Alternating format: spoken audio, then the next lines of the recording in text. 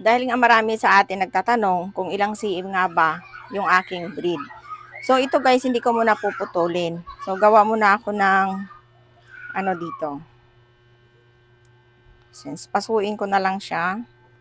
Hindi pa mainit yung aking glue gun. Ayan. Ilalak lang natin gilid-gilid.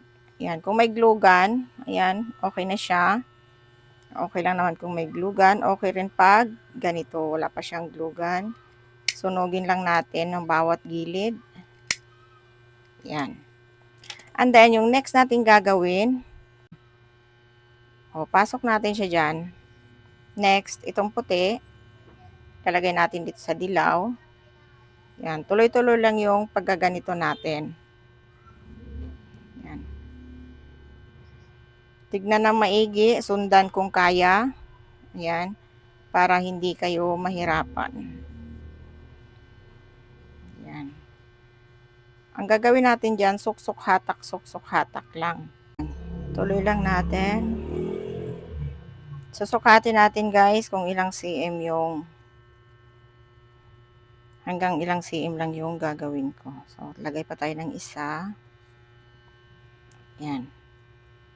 So, sukat natin kung ilang cm na ba ito.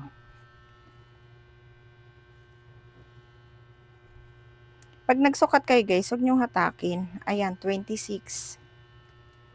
Huwag nyong hatakin pag nagsukat kayo. Ngayon, magpuputol lang tayo. Hindi natin sinukat yung putol natin dito. Kasi mag-a-adjust tayo dyan. Ngayon, ito na.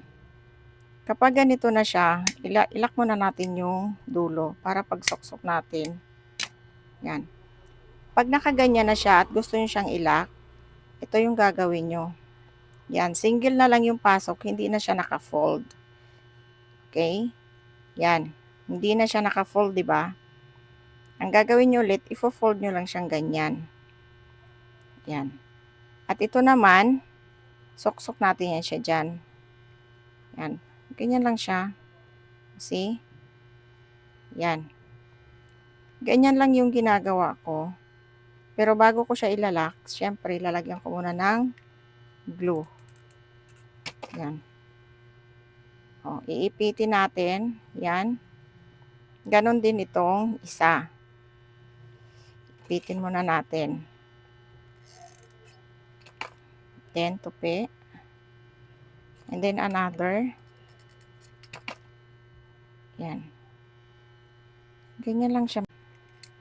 O. So, yan na siya.